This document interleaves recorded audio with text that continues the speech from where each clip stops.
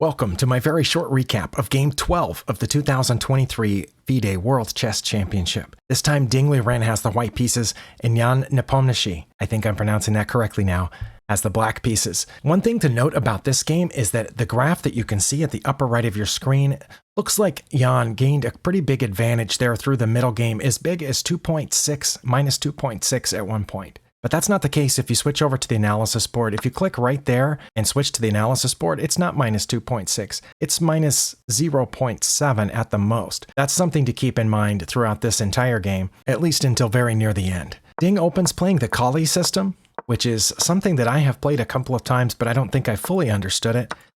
In this game, despite what the graph showed on the game review, there weren't that many ups and downs in the evaluation throughout this game. It stayed very near zero for a long time.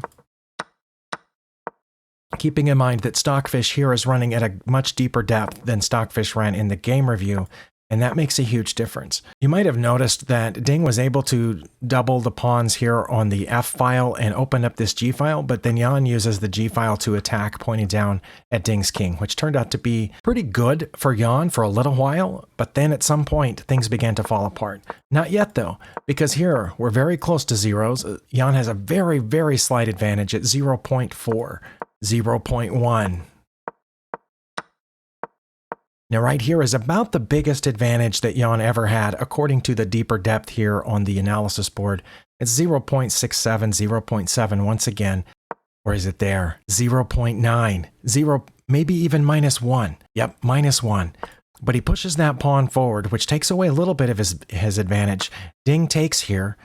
And keep in mind, most of the time, both players are playing their absolute best moves. Here, Ding challenges this bishop, and Jan was supposed to let it go. I don't understand this move knight to f5 at all. It looks like it hangs the knight two different ways, but that's what Jan had to play here to maintain a very slight advantage. But instead he went to save the bishop, which was a mistake. Not as bad as a mistake as the game review thought, but a mistake nonetheless. But this one didn't actually matter, because very soon the evaluation bar went back closer to zero, and in fact in Jan's favor just for a little bit.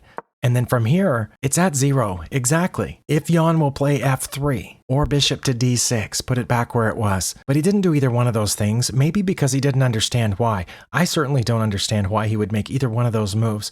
Instead, he played rook to f8, which turns out to be an inaccuracy. Ding is able to take that pawn.